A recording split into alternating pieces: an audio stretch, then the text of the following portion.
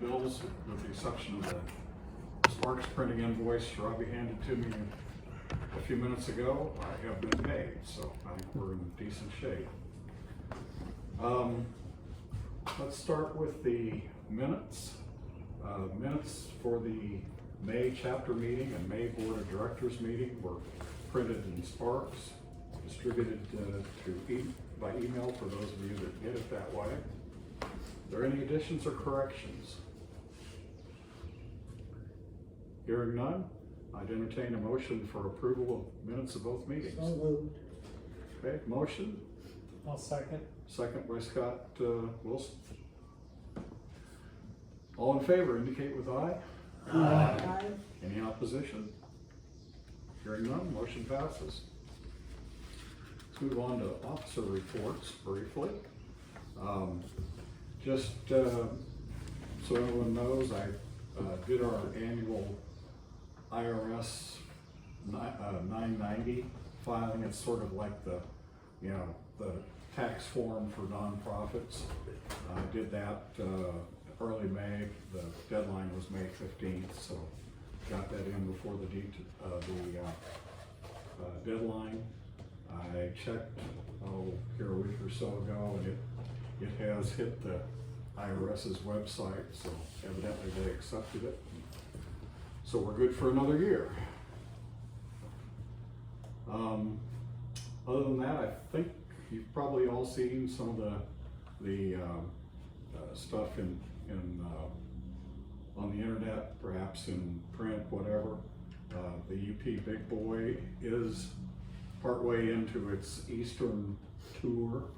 They will end up in the Philadelphia area June or July 4th, and then they will stop through here on the way back to Cheyenne in late July. I think they're tentatively scheduled to stop here on July 23rd. And it's in the Sparks. I saw it in For Sparks. each stop in Kansas, Yeah, starting in Kansas City Union Station, which is Missouri, of course, but it's when they leave that morning. They will arrive Kansas City Union Station late afternoon of July 21st. Then they're going to lay over there a full day and depart at 9 a.m. on July 23rd. They'll stop here in Topeka around noon for about 30 minutes or so, and then go on to Salina that afternoon, overnight in Salina, and then go on the next morning west from there, Hayes, Greenfield, Sharon Springs. So anyway, I think that's, oh, the other thing I was going to mention, the NRHS National Convention, I don't know any details yet, but it will be held late September, about the 20th or 21st through the 25th, I think, of September. Be held in the Cleveland, Ohio area. They are still in the process of finalizing, excursions and one thing and another. One thing though, they did announce that they are going to do is tour the Age of Steam Roundhouse, which is actually it's built brand new, just, I don't know, 10 years ago, I suppose. But it's got a huge collection of steam locomotives, cars, you name it. I'm not sure exactly where that is, but it's apparently within a bus ride distance of Cleveland. So they are definitely, people who attend the convention definitely will tour that. That one's apparently confirmed. So the rest is still a little bit up in the air. When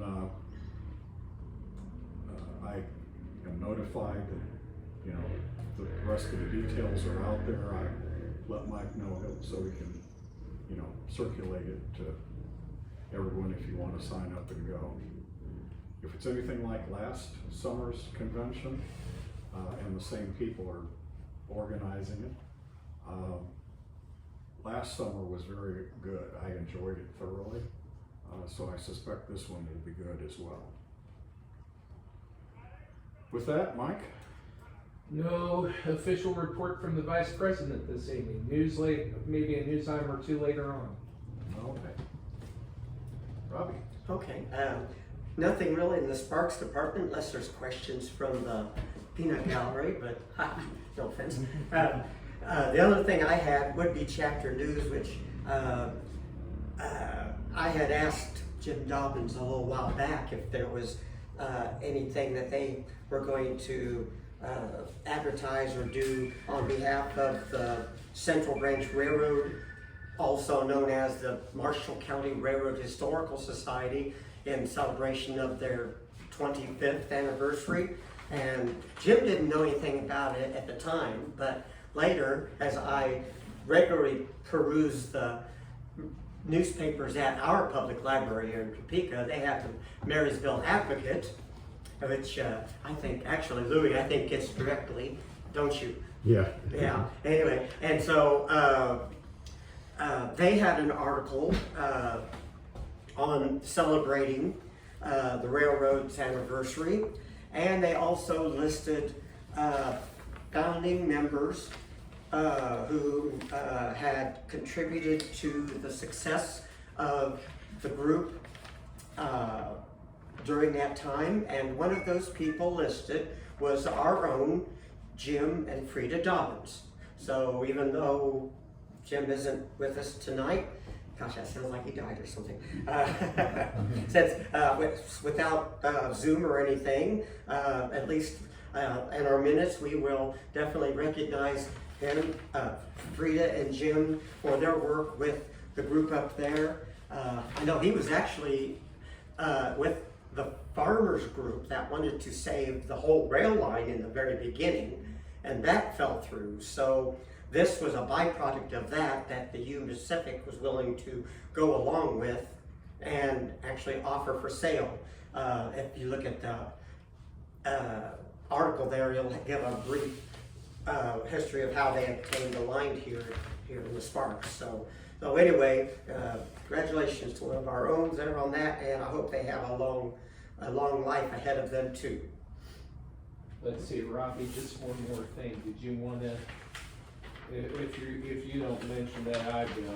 That's fine, go ahead.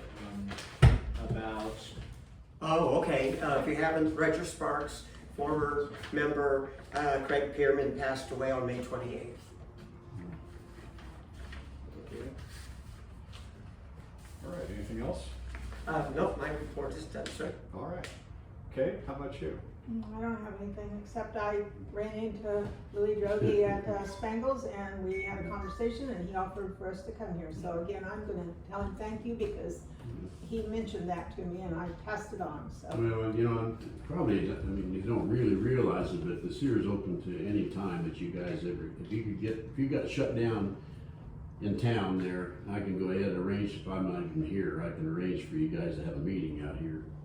And so it's not just, you know, made it sound like a one-time deal. It's any time that anybody wants to use it for a meeting like this, they're just more than welcome to. Well, thank So you. just, you know, Maybe next year at this time, it'll be a little bit better access. Yeah. We can always keep our fingers crossed. Yeah, hopefully the highway work will be done by then. Yeah. Well, thank you, we want to give you a hand for your hospitality.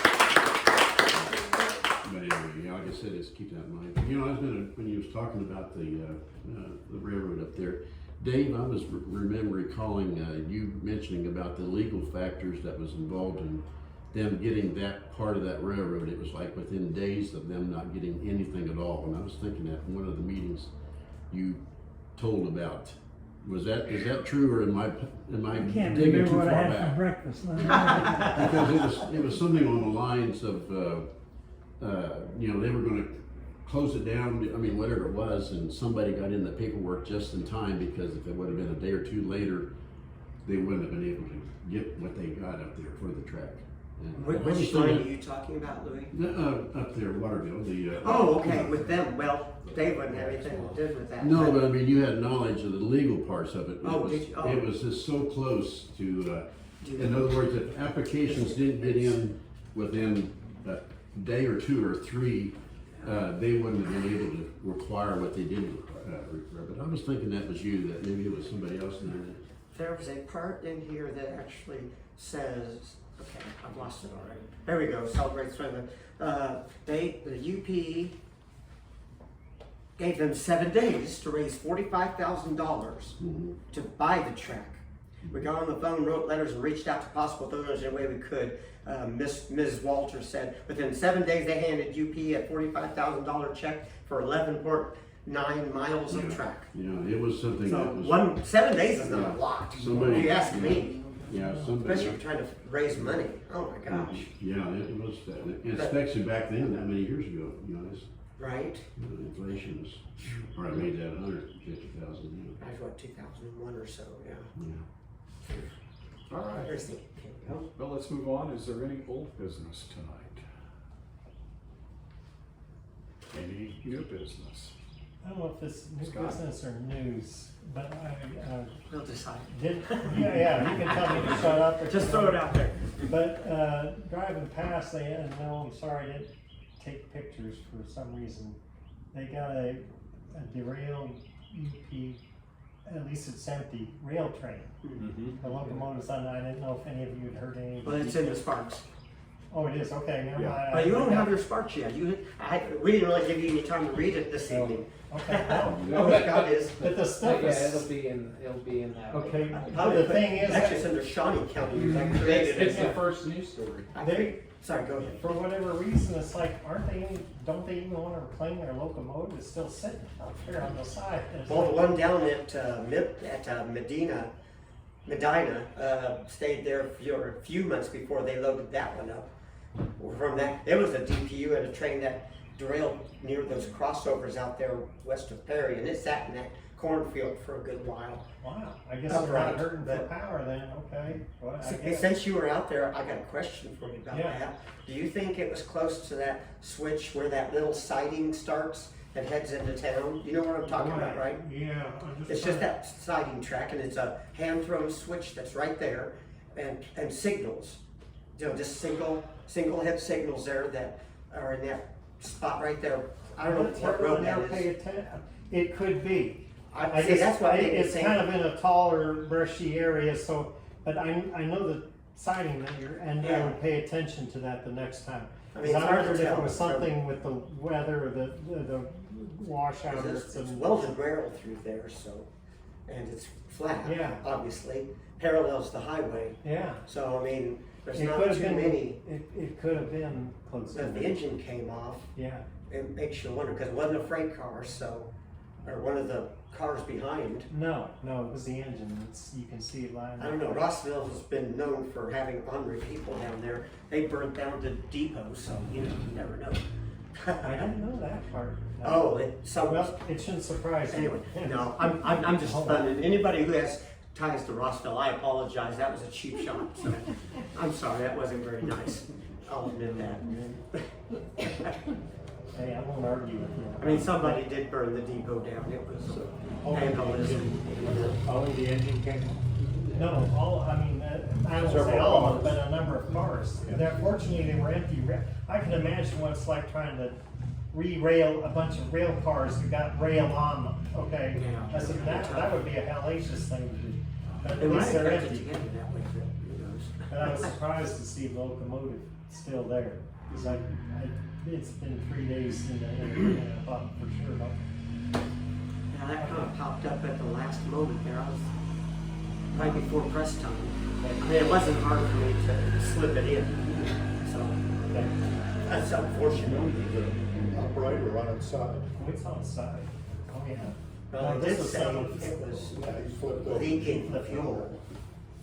It was reported to be leaking fuel. They had to get hazmat out there.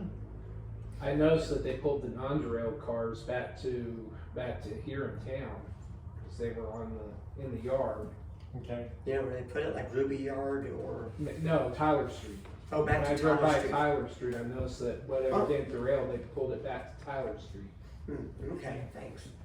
All right. That sounds like they will put that under news item, those, and eyewitness account. There you go. You can't have. Anyway. I'm just full of it tonight. Anyway, sorry. Okay.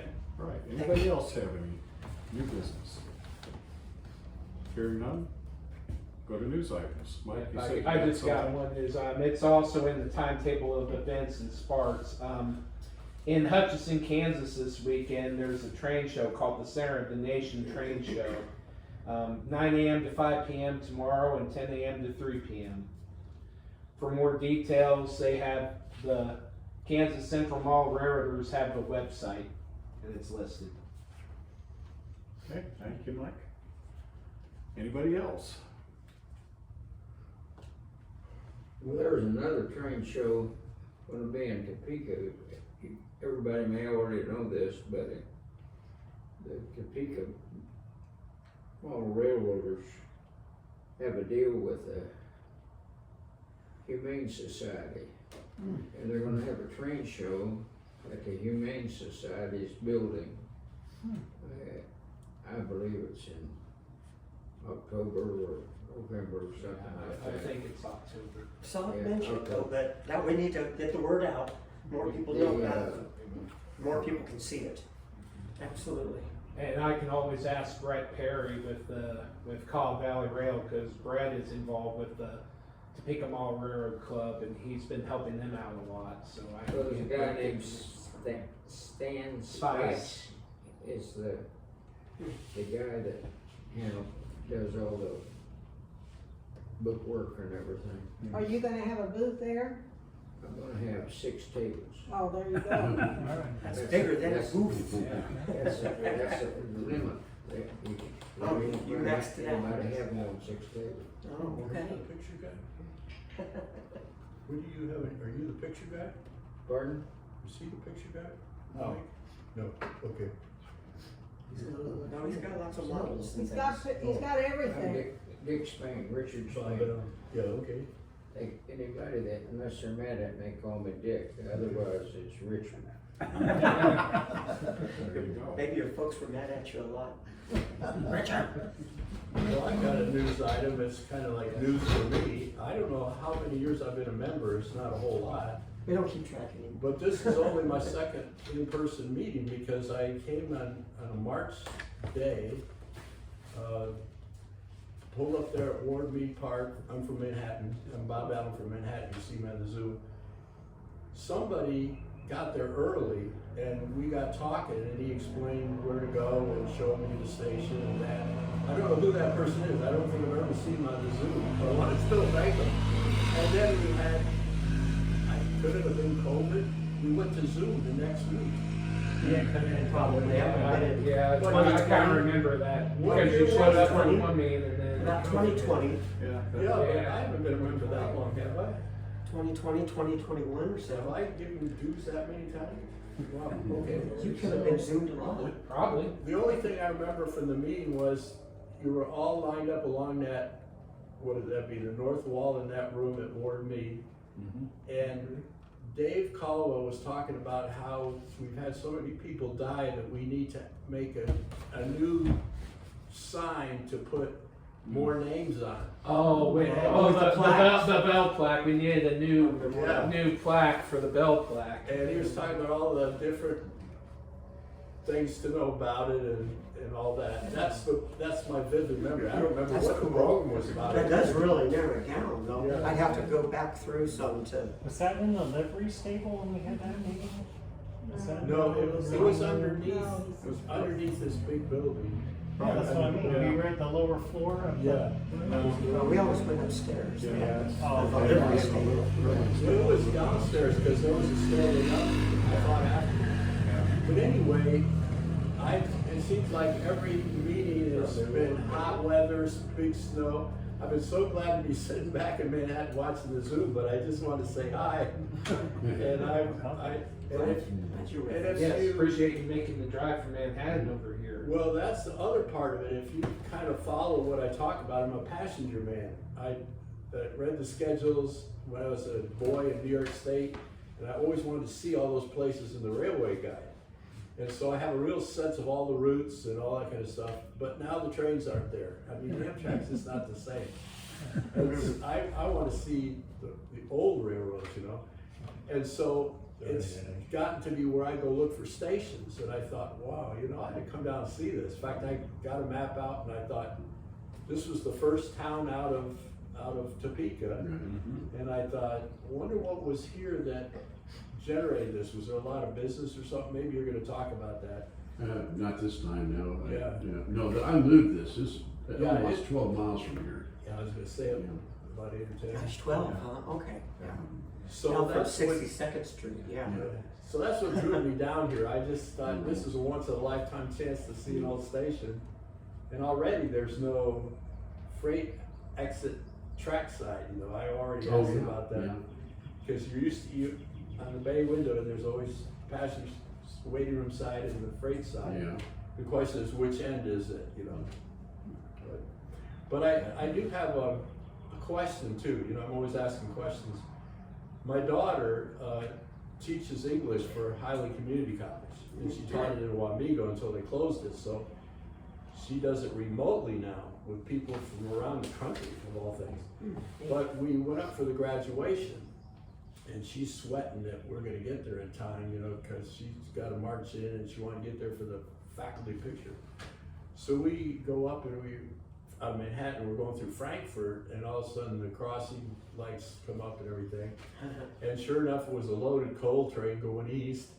I got pictures of it on here, and she's kind of huffing and puffing, you know. And I said, there may be some engines in the middle. Sure enough, there were engines in the middle. And I said, I learned at one of these meetings that sometimes they make 2-mile-long trains out of these. So we waited for that. Then we got up to 36 and started heading east.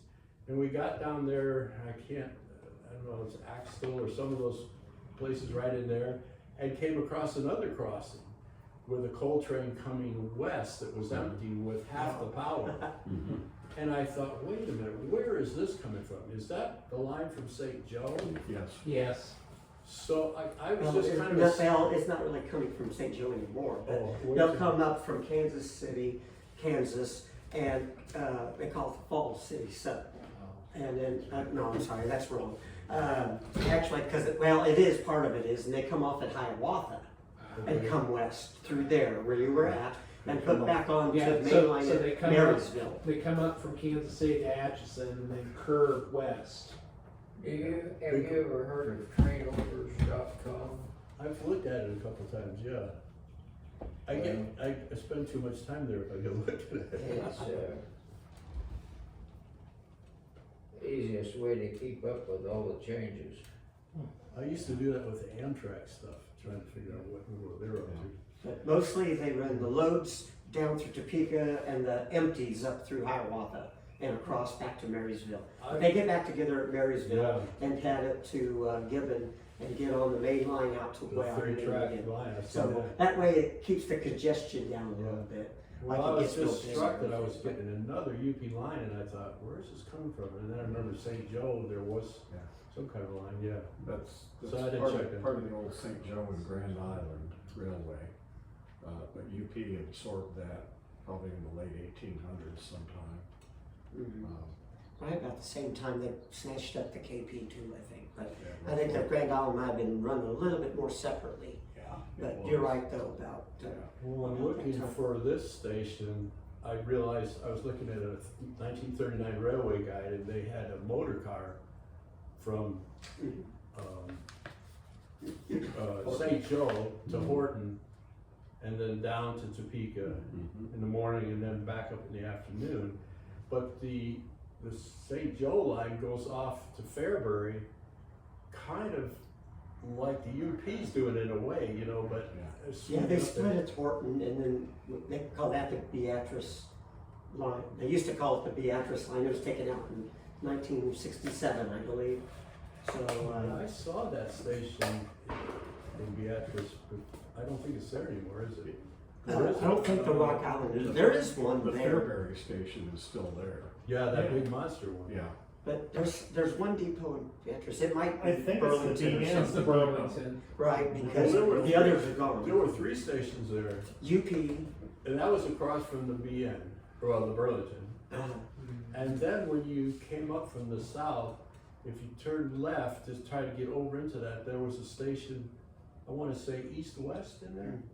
That, I'm not I familiar with don't the know why I'm layout of the thinking city, that, but that was, even, I've got this even memory the of Kansas it. City Northwestern ended up in Beatrice, but that's only through trackage rights from Virginia City.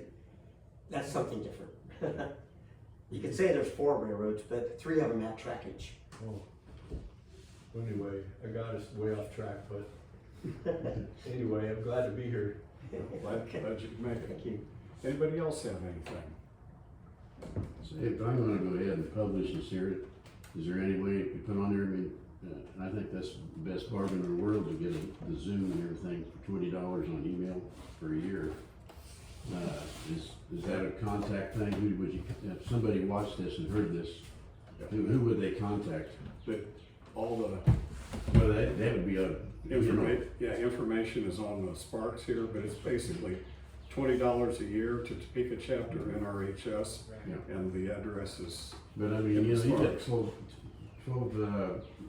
Zoom things of meetings, and then it's Yep. not just the meetings, it's you know, everything that goes with them. Oh, yeah. I mean, if anybody was even remotely interested in railroad, it would be, I mean, I think that's a bargain, let's put it that way. I'm sure people are more interested in our programs than they are our business. But it's still, yeah. and It's it's like Zoom, that for yeah, each chapter. Yeah, it Yeah, is. we're not kidding ourselves. Yeah. Yeah. I'm just saying that, you know, if I go ahead and publish this here, you know, if I send it to Sure. some friends, well then, Yeah. Yep. yeah, 'cause I just get the email, I don't get the Spark, so I Yeah. can. But somebody can, I mean, surely they can get a hold of somebody, get a hold of me and I'll put them in Yeah. the right direction if somebody wanted to. Well, you're getting the Email. Sparks, aren't you? When you No, use I'm just them? an email. Huh? Well, it comes as a. But you're getting the email Sparks, aren't you? Yeah, so I'm. Okay, so Oh, you're okay. getting this same thing except e-copy. Oh, okay, you're right, yeah, I'm Yeah. sorry. Yeah. In color. Yeah. Hey, there's my age there, that's my age. That's okay. I can use that, I use that as an excuse all the time, so. I hear you. Since I actually kind of All right. got it this time. Could I make a comment about Mr. Grogy? You may. Sure. A man that can make anything and fix anything. Master woodworker I got one little, and a pretty good shade tree mechanic. I've got, that's part of about, I don't know what it is, that 10 pictures there, it's one of those things that I don't think anybody in here would ever try to, what's that coal shed out there? Mhm. And I don't wanna leave too much out because you can see it in pictures, but most people would have been crazy to try what I did, or do what I did. Well, Should we have trouble getting the odor out of here? I mean, with the No, horses? it was just, it was pretty, well, I remember that whole wall's gone. Yeah, that's the one that was burnt up. Yeah, that was burnt, yeah. I remember what, Which one? This Louis one? knows. Yeah, that one there, the window and everything wasn't there. Probably before Louis, I never even met Louis, I took a tour of this building when it was still sitting in that pasture. Yeah. Mr. Vance Yeah. let me walk out there in there and him and his black lab. I didn't, yeah, I've never His been lab there. let me walk through actually, cause he was really nice. So was he already gone when you got this? Oh, yeah, yeah, I I got, couldn't quite remember. Oh, yeah, it was, I started or got it in, September, just roughly September of '01, and then, we had you had a driving tour through here in September of '02, and I just had the shell. I mean, I had it all painted, and I had the roof blacked in. I had it all put together, you know, nothing in here much. You know, matter of fact, there's a little scrapbook right over there if somebody wanted to thumb through it. That's that first year. And that was a grueling year. I basically, every evening and every weekend that I could possibly do it for a whole year. Sons of yours. So anyway, that's another story. But the, that PowerPoint presentation, that PowerPoint presentation, I should maybe go ahead, that's 20 years old now. I should go ahead and make a program that I would, narrate it.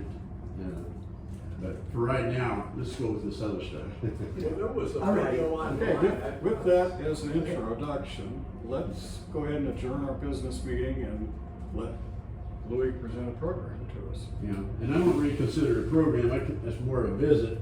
That's because- fine. Because of the small amount of pictures, but, I was expecting it to be hot and nobody wanted to sit around for an hour. I will mention, I noticed since I finally actually kind of got on top of putting our name out there on Facebook this month, we got 23 likes, but none of the likers showed up tonight, besides who are already members and everything, so. They're Anyway. still trying to get off 24.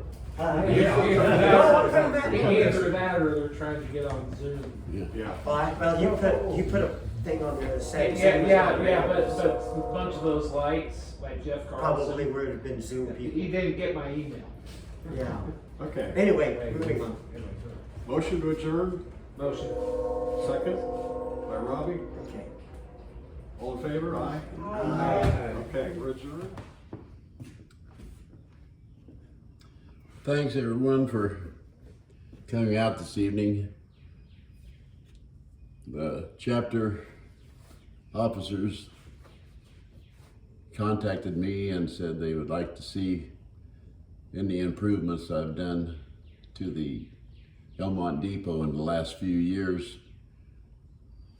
Maybe the old timers might remember that I put on a PowerPoint program probably about 20 years ago showing the first few years of reconstruction of the Elmont Depot, but I haven't put anything on there since.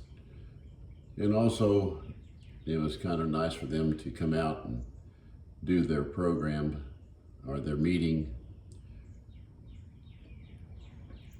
out here in the Elmont Depot. So here's just a few pictures of things that I've done and some things of interest, but I don't consider this a full program. In this first picture, I show the original Rock Island Depot that was only across the front of the depot. And so here, a few years ago, I collected enough what they call half-round guttering and installed it on the sides and back of the depot to get water away from the building. And here's the picture of this is just one of the pictures of the guttering. And then this here was a really big project. Took quite a while and a lot of work, but I dug down in 4 different corners of the depot because there was moisture under the crawl space, and I installed these window wells and then screens to vent, and it worked out real well, and it's very dry under there now. And the second to the latest project I've done was, according to the blueprints of the depot, there was supposed to be 2 benches on the walls of the waiting room, and I wanted to stick with authenticity as best as I could, so I collected some southern pine, which is what the most of the depot was made from, and then I found some theater seats in St. Joe, Missouri, and I modified these here seats to give it an authentic look. These seats came out of a theater from about 1920, and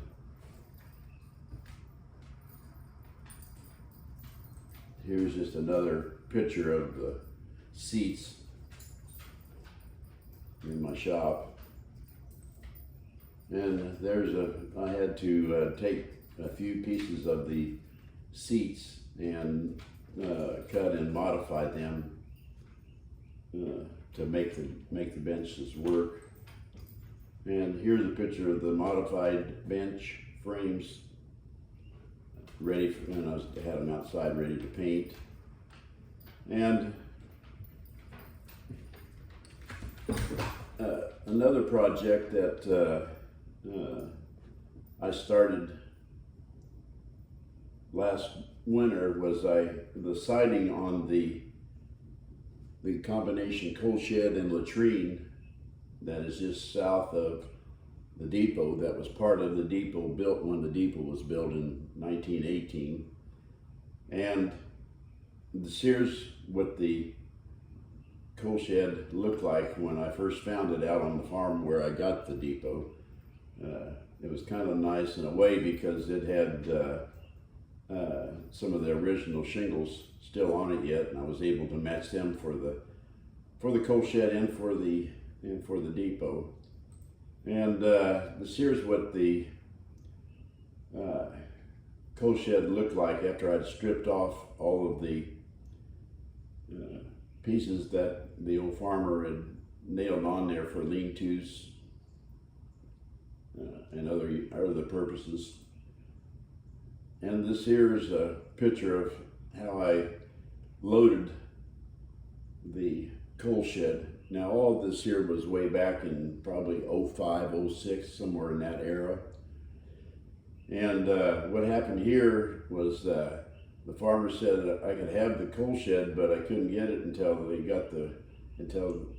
fall, when the beans that you see there were harvested. And I didn't want to take a chance of something happening like them selling the farm. So I went ahead and took the skid loader and I actually cut a path around the outside of that field, and just to get to it. And the sear shows me starting to put the sliding the trailer underneath of the coal shed. And here's a little close-up picture of the coal shed. And what I did here then, I went ahead and got around the back side of it and used a skid loader and just pushed it onto the trailer. And here's a picture of the coal shed after I got it home.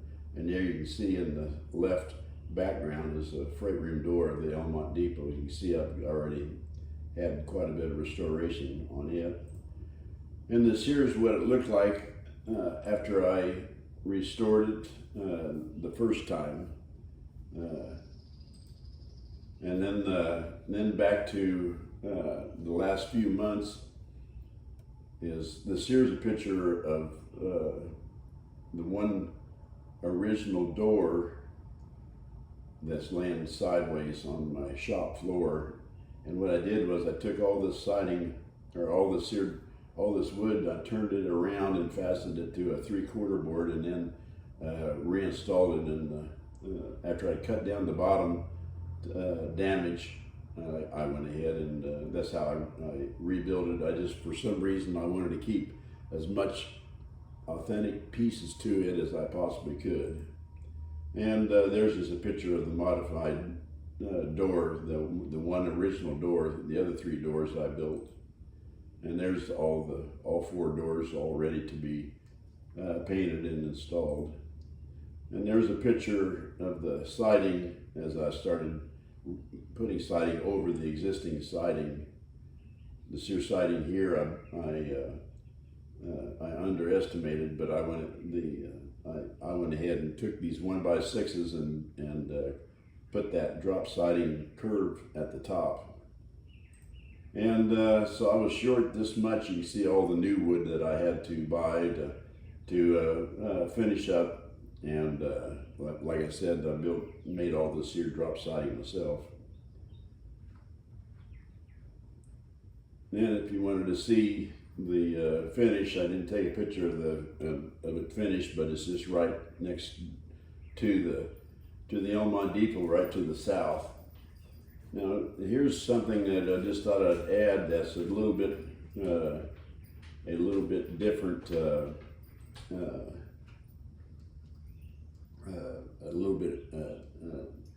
Different pictures is the story on this is I was looking for any parts for Rock Island depots that I could repurpose for the Elmont Depot, and I got word that a couple of brothers or cousins in 1960 tore down the Denton, Kansas depot, and I guess they split the materials, and I found the farmer that had his share, but he had repurposed his share of the Denton depot into some farming sheds. but as we were visiting, he said, "Say," he said, "I got the coal shed. That," he said, "if you wanted it, you can have it." And I hesitated to pass up something free, even though this here was up by Powhatan. And so anyway, I accepted his offer and proceeded to move it down here. It's kind of neat because this is probably one of the older Rock Island artifacts around, because this here would have been built around 1887, in that late 1880 era. And so here is the picture of it, what it looked like when he offered it to me. And there's a picture of the existing owners as we were looking it over. And he was nice enough to clear all of his equipment and miscellaneous that was around it, so I could get access to it. And I did basically the same loading procedure, only I put it into a dump trailer, but the same loading procedure that I did with the Elmont coal shed. And this right here, I wanted for you all to note just how deteriorated the floor and you can see the back wall of the coal shed, just how bad it was. And this here was just a map showing that how much it had been moved over the years. It was 30 miles to the Powhatan area, and then 51 miles to Topeka. And I didn't show any real loading details, but this here's what it looked like after I wrapped it to keep pieces from flying off. And then also this shows it here on my property here. And let's see here now.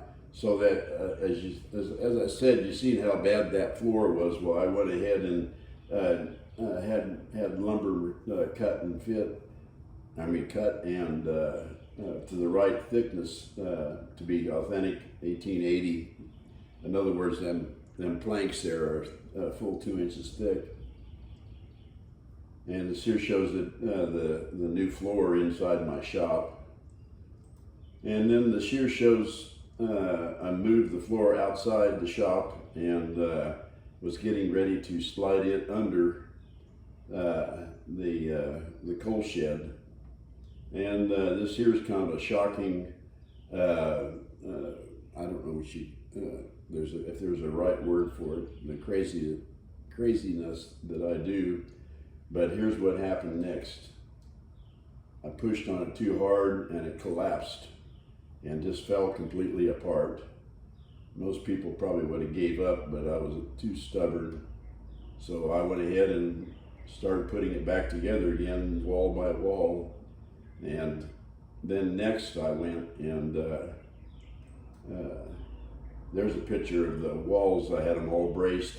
And then this here shows how I built some ramps with some 2x12s, and then took the skid loader and shoved it up on top of shoved the whole roof system up on top of the walls. And then this here shows a picture of it after I reconstructed it and painted it. And then after a year or two, it just sat there as an empty building. And so I decided, just for my own pleasure, I went ahead and decided to convert it to a cabin on the inside, and it could all be taken back out and be an original coal shed again. But just to have something, I went ahead and, like I said, I went ahead and converted it into I converted the inside into a coal shed. And here is just a couple pictures of how I modified the inside as a cabin. And and just it was kind of a peaceful thing to go out there in an evening now and then, and just to relax and get away from everything but animal noises. And I even spent a couple of nights out there just to test my endurance, I guess.